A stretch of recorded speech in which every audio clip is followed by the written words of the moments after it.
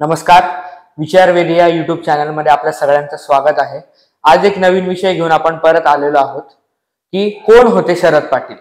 आपल्यासोबत कॉम्रेड किशोर जाधव आहेत, ज्यांनी कॉम्रेड शरद पाटलांसोबत काम केलेलं आहे, त्यांना जवळून बघितलेलं आहे. नमस्कार कॉम्रेड. नमस्ते कॉम्रेड, कोण होते शरद पाटील? कॉम्रेड शरद पाटील हे धुळे जिल्ह्यातील कापडणे गावामध्ये 17 सप्टेंबर 1925 साली जन्माला आलेले आहेत. कॉम्रेड शरद पाटील हे शेतकरी कुटुंबात जन्माला आले, त्यामुळे शेतकऱ्यांच्या व्यथा वेदना, कष्टकऱ्यांच्या व्यथा वेदना यांच्याशी त्यांचं जवळीकतेचं नातं होतं. उकाई धरण धुळे जिल्ह्यातलं हे जेव्हा उभं राहत होतं तेव्हा शेतकऱ्यांच्या ज्या जमिनी गेल्या, त्या कापडणे गावातल्याही अनेक शेतकऱ्यांच्या जमिनी गेल्या, आजूबाजूच्या गावातल्या जमिनी गेल्या. तेव्हा पहिलं आंदोलन कॉम्रेड शरद पाटील यांनी उकाई धरणाचं केलं आणि उकाई धरणाच्या आंदोलनातनं कॉम्रेड शरद पाटील महाराष्ट्राच्या चळवळीमध्ये पुढे आले. सुरुवातीला मार्क्सवादी कम्युनिस्ट पक्षामध्ये त्यांनी काम केलं. मार्क्सवादी कम्युनिस्ट पक्षामध्ये असताना कॉम्रेड शरद पाटील हे भूमिहीन आदिवासींच्या सह महाराष्ट्रामध्ये काम करत होते. ज्या वनजमिनीचे पट्टे होते, या वनजमिनीच्या पट्ट्यावर आदिवासींचे अतिक्रमण होते. शासन ती अतिक्रमण उखडून टाकत होती. अशा काळात आदिवासींची आंदोलनं उभी करणे आणि भूमिहीन आदिवासींना वनजमिनी मिळाल्या पाहिजेत यासाठीचा संघर्ष उभा राहिला. त्या संघर्षाचे नायक म्हणून धुळे जिल्ह्यामध्ये साक्री, नवापूर या भागात कॉम्रेड शरद पाटील यांनी आदिवासींचं संघटन उभं करून काम सुरू केलं आणि आदिवासींना वनजमिनीवर अतिक्रमण करून त्यांना ते पट्टे मिळाले पाहिजेत यासाठीचा मोठा संघर्ष उभा केला. कारण आदिवासींना जगण्यासाठीचं कुठलंही साधन नव्हतं. आदिवासींची उपासमार होत होती, आदिवासींची पोरं भुकेली राहत होती, आदिवासी मुलांना शिक्षण मिळत नव्हतं आणि म्हणून अशा आदिवासींना स्वतःच्या पायावर उभं करण्यासाठीची लढाई ही कॉम्रेड शरद पाटलांनी सुरू केली. ती लढाई भारताच्या सुप्रीम कोर्टापर्यंत, पहिली केस भारतातली जी टाकली गेली या महाराष्ट्रातनं, ती वनजमिनीचे पट्टे आदिवासींच्या नावे झाले पाहिजेत यासाठी कॉम्रेड शरद पाटलांनी ती पहिली केस ही सुप्रीम कोर्टात इंदिरा जयसिंग, ॲडव्होकेट इंदिरा जयसिंग यांच्या मार्फत टाकली आणि ती पहिली केस ही बोर्डावर आली. त्यानंतर आदिवासींना दिलासा मिळाला आणि आदिवासींची जमिनीवरची जी पिकं होती, जी पिकं इथले बिगर आदिवासी जे होते किंवा आदिवासींमधले पुढारलेले जे होते हे सगळे सारायचे आणि सरकारी वन अधिकारी हे ते पिकं उखडून टाकायची आणि त्या आदिवासींना काही राहायचं नाही. आदिवासींवर केसेस दाखल करायच्या, खोट्या केसेस दाखल करायचे, त्यांच्याकडनं कोंबडी घ्यायची, त्यांच्याकडनं दारू घ्यायची, त्यांच्याकडनं पैसे घ्यायचे. हे वनपाल आणि वन अधिकाऱ्यांचं काम होतं. या सगळ्याला चेक देण्याचं काम हे कॉम्रेड शरद पाटलांनी केलं. म्हणून कॉम्रेड शरद पाटील या महाराष्ट्रातले आदिवासींच्या बाजूने लढणारा पहिला नेता म्हणून, ज्यांनी वनजमिनीचे पट्टे आज जे आदिवासींना मिळालेले आहेत महाराष्ट्रामध्ये, त्याचं सर्वस्व यश हे कॉम्रेड शरद पाटलांच्या सुप्रीम कोर्टाच्या केसला आणि त्यांनी उभे केलेल्या लढाईला आहे. म्हणून कॉम्रेड शरद पाटील या महाराष्ट्रातले दलित, आदिवासी, भूमिहीन आणि कष्टकरी जनतेच्या बाजूचे हे नेहमी राहिलेले आहे. आदिवासीच्या शोषणाच्या विरोधात पहिल्यांदा त्यांनी आदिवासींच्या आत्मसन्मानाची लढाई उभी राहायला पाहिजेत म्हणून स्वायत्त आदिवासी राज्याची मागणी ही पुढे आणली आणि आदिवासींचं स्वतंत्र राज्य सह्याद्रीच्या पट्ट्यामध्ये हे उभं राहिलं पाहिजे आणि त्या स्वायत्त आदिवासी राज्याची भूमिका ही महाराष्ट्रामध्ये पहिल्यांदा आदिवासींच्या बाजूने कॉम्रेड शरद पाटलांनी उभी केली. कॉम्रेड शरद पाटलांचं नाव घेतलं की माफुवा याचा उल्लेख होतो. नेमकं काय आहे माफुवा? या भारतामध्ये वर्गीय चळवळी कम्युनिस्टांच्या होत्या.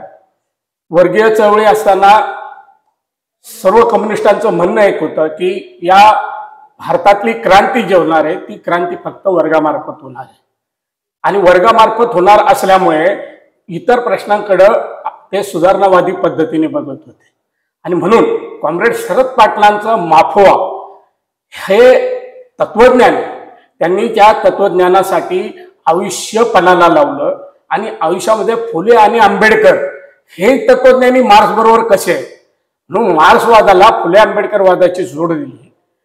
जात वर्ग श्रीदाशांताच्या क्रांतीची परिभाषा पहिल्यांदा या महाराष्ट्रामध्ये कॉम्रेड शरद पाटलांनी आणली. आणि म्हणून कॉम्रेड शरद पाटील या महाराष्ट्रामधले एका तत्वज्ञानाचे निर्माते. साधा माणूस कॉम्रेड शरद पाटील नाही. एका बाजूला आदिवासींच्या लढाया करायच्या, दुसऱ्या बाजूला या महाराष्ट्रामध्ये तात्विक भांडण सुरू करायचं, तात्विक संघर्ष उभा करायचा आणि त्या संघर्षामध्ये त्याला तात्विक उत्तरं द्यायची. हे मोठं काम शरद पाटलांनी महाराष्ट्रात केलं. म्हणून केवळ वर्गांताचीच क्रांती आणि तिच्यात आपोआप जाती नष्ट होतील हे जे काही पारंपरिक कम्युनिस्टांचं म्हणणं होतं, तिथं कॉम्रेड शरद पाटलांनी पहिला संघर्ष मार्क्सवादी कम्युनिस्ट पक्षात असताना सुरू केला. आणि मार्क्सवादी कम्युनिस्ट पक्षाने कॉम्रेड शरद पाटलांचं म्हणणं ऐकलं नाही. त्यामुळं कॉम्रेड शरद पाटील हे मार्क्सवादी कम्युनिस्ट पक्षातून बाहेर पडले आणि 70च्या कालखंडामध्ये त्यांनी सत्यशोधक कम्युनिस्ट पक्षाची स्थापना केली. आणि त्या स्थापनेपासून फुले, डॉक्टर बाबासाहेब आंबेडकर आणि कार्ल मार्क्स यांच्या विचारावर आदिवासींचं प्रबोधन केलं. आणि या नव्या तत्वज्ञानाला जन्म घालून त्या आदिवासींमध्ये या देशातली क्रांती जर तुमच्या मुक्तीची तुम्हाला करायची असेल तर तुम्हाला मार्क्सवाद, फुले आंबेडकरवाद हा विचार घेऊन, हे तत्वज्ञान घेऊन तुम्हाला तुमच्या पक्ष आणि संघटना उभ्या कराव्या लागेल. हा संदेश कॉम्रेड शरद पाटलांनी दिला. अनेक अशा घडामोडी या निमित्ताने माफुआ बाबतीत घडलेल्या आपल्याला दिसतात. पण माफुआचं वेगळेपण काय या बाबतीत थोडं आपण बोलूया. माफुआचं वेगळेपण हे राहिलेलं आहे की माफुआने या महाराष्ट्रामध्ये एक वेगळी दिशा महाराष्ट्राला दिली. कारण समाजवादी चळवळ असू द्या किंवा कम्युनिस्ट चळवळ असू द्या, ह्या फुले आणि बाबासाहेबांना सुधारणावादी मानत होत्या. त्या कधीच त्यांना क्रांतिकारी मानत नव्हत्या. अब्राह्मणी विचार जो फुल्यांचा होता, अब्राह्मणी विचाराला कॉम्रेड शरद पाटलांनी पुढे आणलं. बाबासाहेबांचा अब्राह्मणी विचार जो होता तो पुढे आणला आणि महाराष्ट्रातला एक मोठा संघर्ष ब्राह्मणी विरुद्ध अब्राह्मणी हा महाराष्ट्रात उभा राहिला. माफुआचं वैशिष्ट्य असं राहिलं की माफुआने ब्राह्मणी, अब्राह्मणी आणि जाणीव नेणिवेचे सिद्धांत जे तत्वज्ञानातले हे पुढे आणले. आणि त्यामुळं या महाराष्ट्रामध्ये डिबेट या गोष्टींवर झाले की ब्राह्मणी, अब्राह्मणी हे जातीवाचक शब्द आहे की जातीवाचक नाही. त्याच्यावर विपुल रेगेपासून तर महाराष्ट्रातल्या अनेक नामवंतांनी, दलित चळवळीतल्या अनेक नामवंतांनी त्याच्यावरती चर्चा घडून आणल्या. शरद पाटलांना त्यावेळेस ब्राह्मणी, अब्राह्मणी संकल्पना तुमच्या जातीवादी आहेत असं हिणवलं गेलं. पण कॉम्रेड शरद पाटलांनी हे सिद्ध करून दाखवलं की ही जातीवादी संकल्पना नाही, हे जातीवादी संकल्पनेचा भागही नाही. म्हणून ब्राह्मणी काय आणि अब्राह्मणी काय याच्यावरचे वाद आणि ते डिबेट सत्यशोधक मार्क्सवादी नावाचं जे मासिक कॉम्रेड शरद पाटलांनी सुरू केलेलं होतं, पक्षाचं मुखपत्र म्हणून, सत्यशोधक कम्युनिस्ट पक्षाचं मुखपत्र म्हणून सुरू केलं. त्याच्यामध्ये हे सर्व डिबेट कॉम्रेड शरद पाटलांनी छापले. ज्यांनी ज्यांनी ब्राह्मणी, अब्राह्मणी शब्दावर ऑब्जेक्शन घेतले त्या प्रत्येकाला त्याच्या म्हणण्याप्रमाणे त्याचं म्हणणं छापून त्याला परत उत्तरं लिहिले. एवढं मोठं लोकशाहीवादी काम कॉम्रेड शरद पाटलांनी केलं.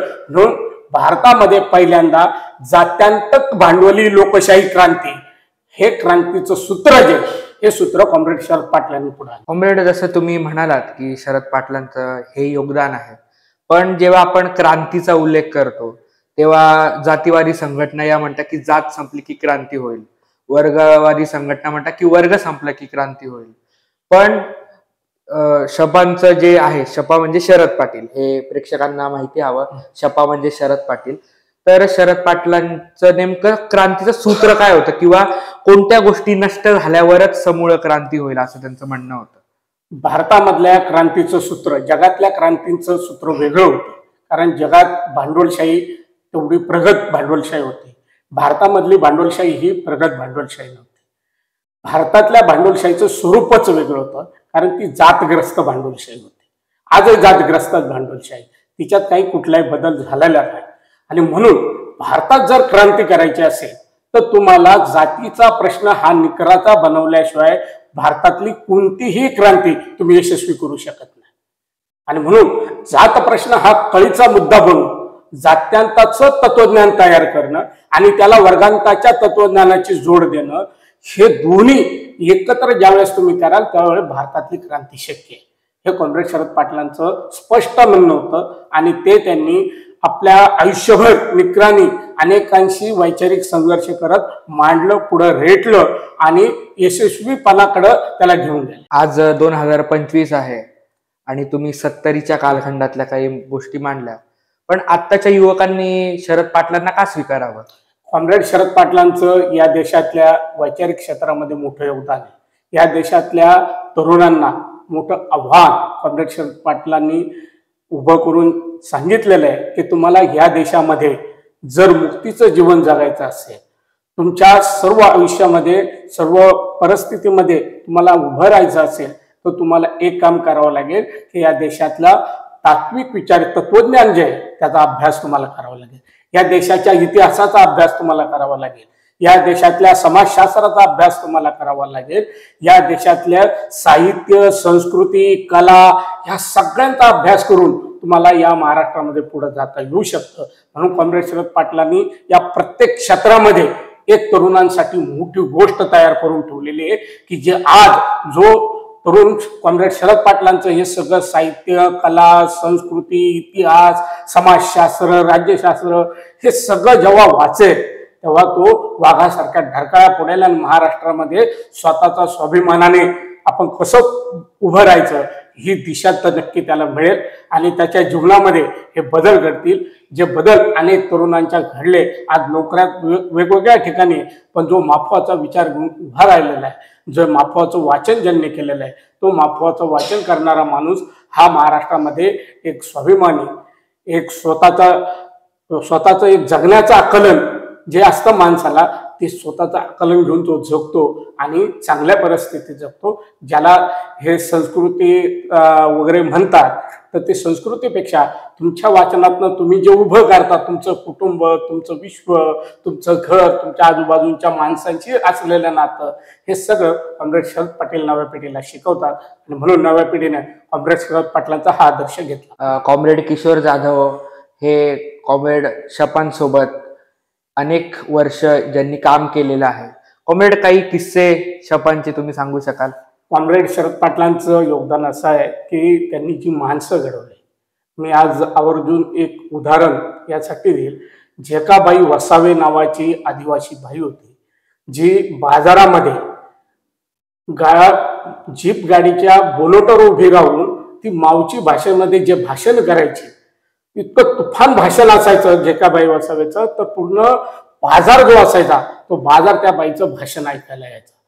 भूमिहीन आदिवासींची लढाई काय, आम्ही आदिवासी कशासाठी जमिनी मागतोय, आमचं आदिवासींचं जगणं काय, आमच्या मुलाबाळांचं भविष्य काय, या सगळ्यांबद्दल ती जी बोलत होती, त्या बाईचं जेव्हा स्वरूपसिंग नाईक हा मंत्री असताना स्वरूपसिंग नाईकांच्या गुंडांनी जेकाबाई वसावेचा प्रभाव हा आदिवासी समूहामध्ये वाढायला लागला आणि ती भाषा कॉम्रेड शरद पाटलांची जी क्रांतिकारी जात वर्ग सरिदा शांताची क्रांतीची जी भाषा होती, जे शिबिर घेऊन माणसांना बोलायचं कॉम्रेड शरद पाटलांनी आदिवासींना शिकवलेलं होतं, त्याचा परिणाम हा आदिवासी समूहावर दिसायला लागल्यानंतर जेकाबाई वसावेचा खून केला गेला स्वरूपसिंग नाईकांच्या गुंडाकडनं.